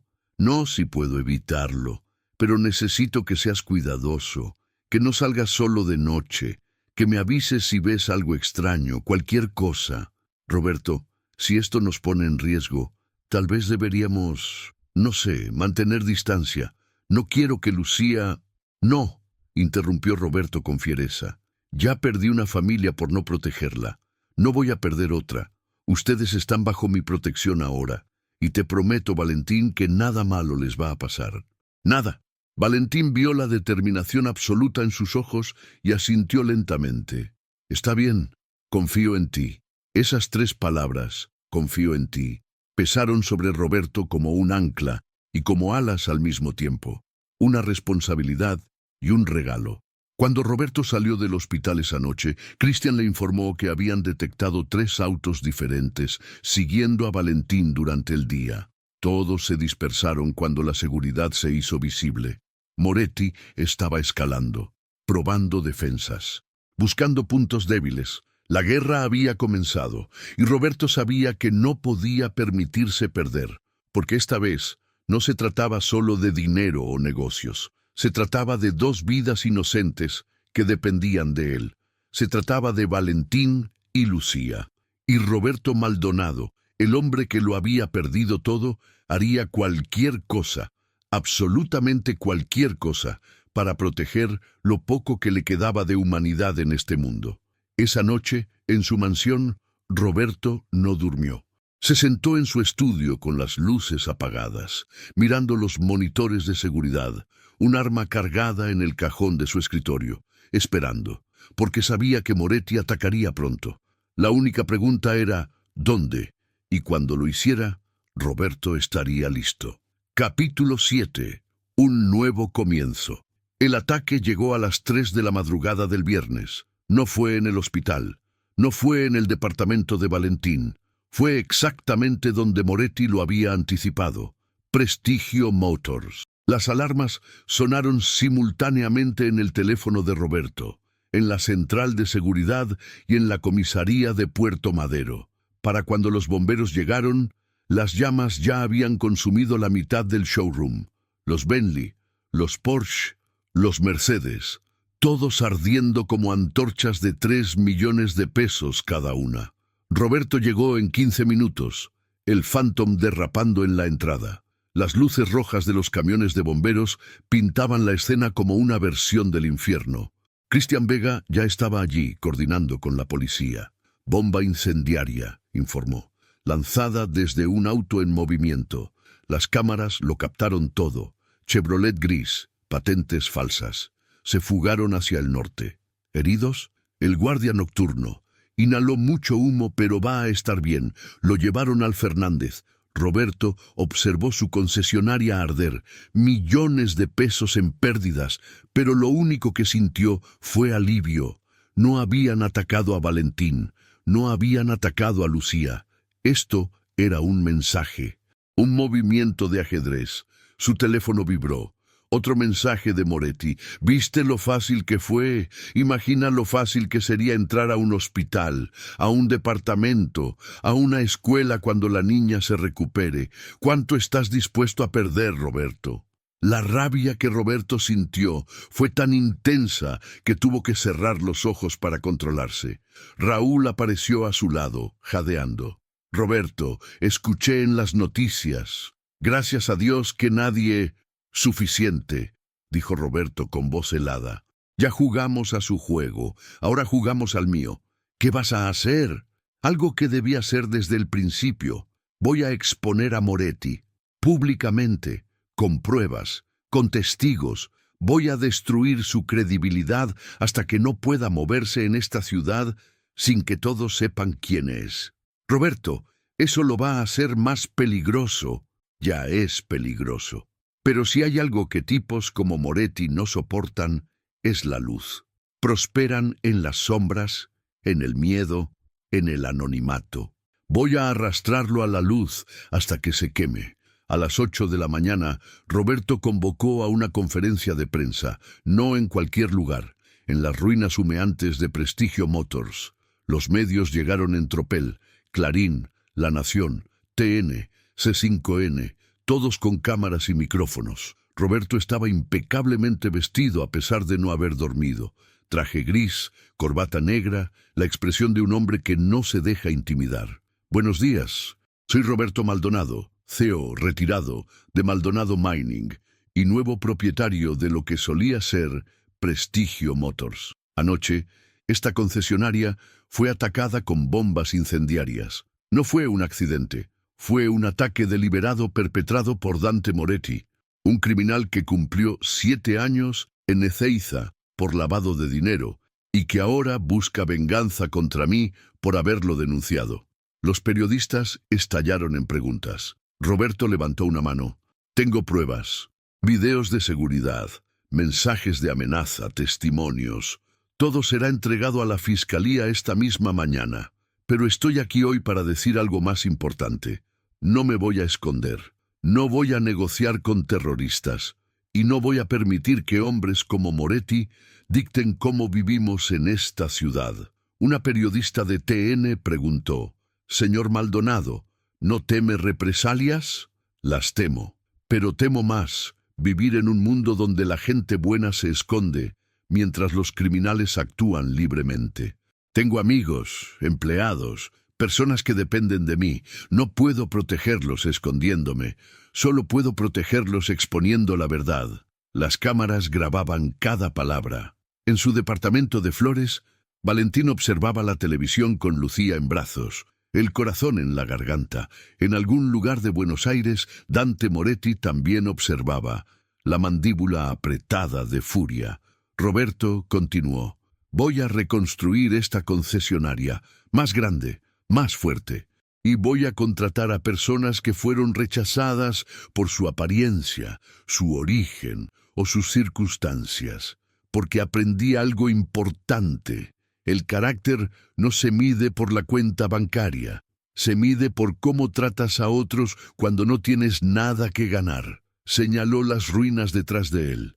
Esto es solo metal y concreto, puede ser reemplazado, pero la dignidad humana, el respeto, la bondad, eso es irreemplazable, y eso es por lo que vale la pena luchar. La conferencia fue viral en menos de una hora. Roberto Maldonado y Prestigio Motors fueron trending topic en Twitter. Los comentarios eran mayormente positivos. Héroe, valentía, por fin alguien con huevos. Pero Roberto sabía que esto era solo el principio. Moretti respondió esa misma noche, no con violencia, sino con información. Una cuenta de Twitter anónima comenzó a publicar documentos, supuestamente probando que Roberto había robado 50 millones antes de denunciar a Moretti. Eran falsificaciones, pero convincentes. Estados de cuenta alterados, correos electrónicos falsos, testimonios de empleados que nunca existieron. La narrativa cambió en horas. Algunos medios comenzaron a cuestionar. ¿Era Roberto el héroe o el villano? ¿Había realmente salvado la empresa o la había saqueado? Raúl entró al estudio de Roberto con expresión grave. Moretti contrató a una firma de relaciones públicas. Están destruyendo tu reputación sistemáticamente. Para mañana, la mitad de Buenos Aires va a pensar que eres un ladrón. Que piensen lo que quieran, dijo Roberto con calma. La verdad siempre sale a la luz. Y mientras tanto, tu credibilidad está en el suelo. Los inversores están llamando. Los bancos están nerviosos. Si esto continúa... El teléfono de Roberto sonó. Era el comisario Aguirre. Señor Maldonado, tenemos noticias. Encontramos el Chevrolet gris usado en el ataque. Estaba abandonado en Villa Soldati. Huellas dactilares confirmadas. 2 asociados conocidos de Moretti. Tenemos orden de arresto. Roberto sintió el primer rayo de esperanza en días. ¿Y Moretti? Estamos buscándolo.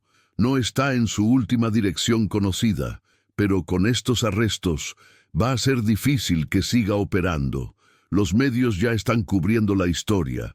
Se está quedando sin lugares donde esconderse, exactamente lo que Roberto había planeado.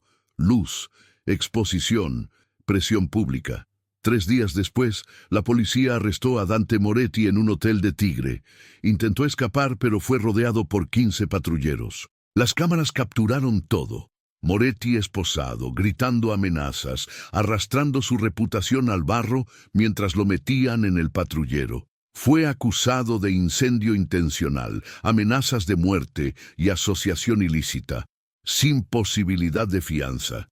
Los fiscales prometieron 20 años mínimo. Cuando Roberto recibió la noticia, no sintió triunfo, solo agotamiento. Meses de tensión desapareciendo de golpe. Llamó a Valentín inmediatamente. Se acabó. Moretti está arrestado. Ustedes están seguros. Valentín lloró del otro lado de la línea. No sé cómo agradecerte. Pusiste tu vida en pausa por nosotros. Arriesgaste todo. Ustedes me dieron una razón para arriesgar. Eso vale más que cualquier cosa que pudiera perder. 6 meses después. Prestigio Motors había resurgido de sus cenizas, literalmente. El nuevo edificio era el doble de grande, con arquitectura moderna, paneles solares en el techo y un letrero que decía, donde cada persona es tratada con dignidad. La concesionaria había cambiado completamente bajo la gestión de Valentín. Ya no vendían solo autos de lujo ultra exclusivos. Ahora tenían una división de vehículos accesibles para familias trabajadoras, programas de financiamiento con tasas justas y, lo más importante, una cultura de respeto absoluto. Valentín había resultado ser un gerente excepcional, no por su experiencia en ventas, sino por su empatía. Los clientes lo adoraban, los empleados lo respetaban. Las ventas habían aumentado 40% en 6 meses, pero el verdadero milagro estaba en el hospital italiano. Lucía había completado su tratamiento experimental con resultados extraordinarios. Los últimos análisis mostraban 0 células cancerígenas, remisión completa, Su cabello estaba creciendo de nuevo, oscuro y rizado como el de su madre. Había ganado 7 kilos. Reía constantemente. La doctora Romero había llamado a Valentín la semana pasada con una sola palabra: milagro. El día de la inauguración oficial de la nueva Prestigio Motors, Roberto organizó algo especial. No solo un corte de cinta, algo más significativo. Había transformado el segundo piso de la concesionaria en la sede de la Fundación Esperanza Carolina, nombrada en honor a su esposa. La fundación ayudaría a padres solteros con hijos enfermos, cubriendo tratamientos médicos, gastos de vivienda, educación, todo lo que Valentín había necesitado y no tenía. Valentín sería el director ejecutivo. Un salario generoso, autonomía completa y el apoyo financiero ilimitado de Roberto. «No puedo aceptar esto», dijo Valentín cuando Roberto le mostró los papeles. «Ya hiciste demasiado. El tratamiento de Lucía, mi trabajo, la protección. Por eso mismo puedes aceptarlo», interrumpió Roberto. «Conoces el dolor, conoces la desesperación, conoces lo que significa no tener opciones. Eso te hace la persona perfecta para ayudar a otros en la misma situación. ¿Y tú qué vas a hacer?». Roberto sonrió. «Voy a vivir. Por primera vez en 5 años voy a intentar vivir de verdad». La ceremonia de inauguración fue emotiva. Cientos de personas asistieron: clientes, empleados, beneficiarios de la fundación, periodistas. Valentín dio un discurso que hizo llorar a medio auditorio. «Hace 6 meses, yo era un vendedor de autos fracasado con una hija muriendo y 0 esperanza. Hoy soy gerente de una concesionaria próspera, director de una fundación que va a cambiar vidas y padre de una niña sana que tiene todo un futuro por delante». ¿Cómo pasó esto?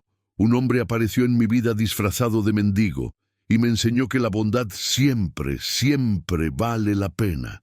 Señaló a Roberto entre el público. Roberto Maldonado me salvó, pero más que eso, me mostró que el mundo puede ser mejor, que podemos elegir ser mejores, que cada acto de bondad, por pequeño que sea, tiene un efecto multiplicador.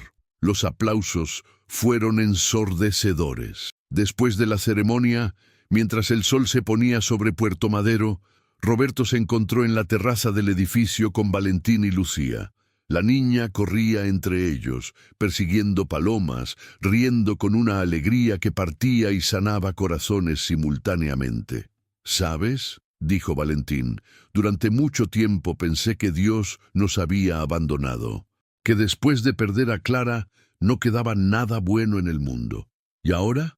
Ahora creo que Dios envía ángeles disfrazados, algunos con trajes caros, otros con ropa desarrapada, pero siempre justo cuando más los necesitamos». Roberto sintió lágrimas en sus ojos por primera vez desde el funeral de su familia. «Carolina y Tomás habrían adorado conocerlos», dijo con voz quebrada. «Especialmente a Lucía. Mi hijo habría sido un hermano mayor increíble.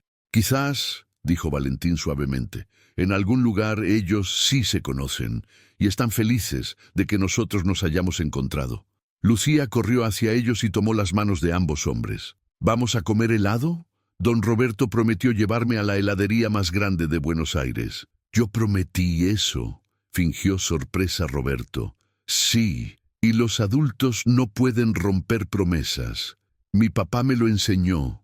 Roberto miró a Valentín, quien se encogió de hombros con una sonrisa. «Ella tiene razón.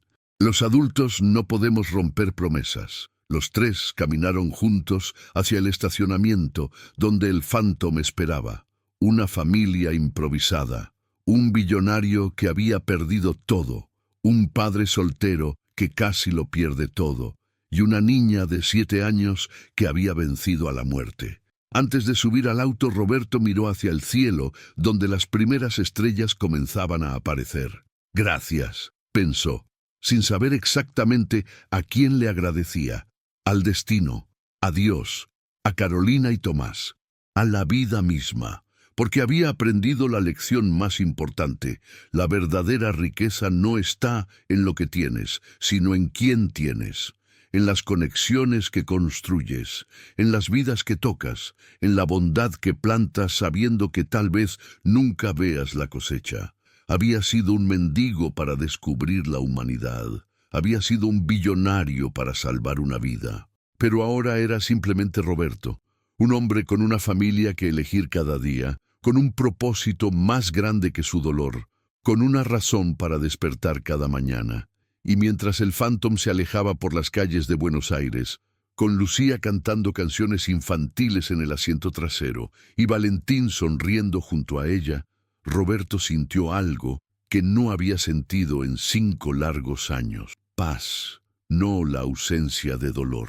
El dolor de perder a Carolina y Tomás nunca desaparecería completamente. Pero sí la presencia de esperanza, la certeza de que la vida, a pesar de todo, todavía valía la pena, y que la bondad, contra todos los pronósticos, todavía existía en el mundo. Solo había que tener el coraje de buscarla, y cuando la encontraras, aferrarte a ella con todo lo que tenías, porque al final eso era lo único que realmente importaba. Fin de la historia. Epílogo. 2 años después, la Fundación Esperanza Carolina había ayudado a más de 200 familias. Lucía tenía 9 años, estaba en la escuela, jugaba fútbol los sábados y había declarado que cuando fuera grande sería doctora para salvar niños como yo fui salvada. Valentín se había casado con una maestra que conoció en un evento de la fundación. Roberto fue el padrino, y en el cementerio de Chacarita, frente a las tumbas de Carolina y Tomás Maldonado, había flores frescas cada domingo. 3 personas las dejaban juntas, un hombre de 47 años que aprendió a vivir de nuevo, un padre de 34 que nunca olvidó ser agradecido y una niña de pelo rizado que no recordaba estar enferma, pero sí recordaba ser amada. La vida, después de todo, continúa, y a veces, solo a veces, las segundas oportunidades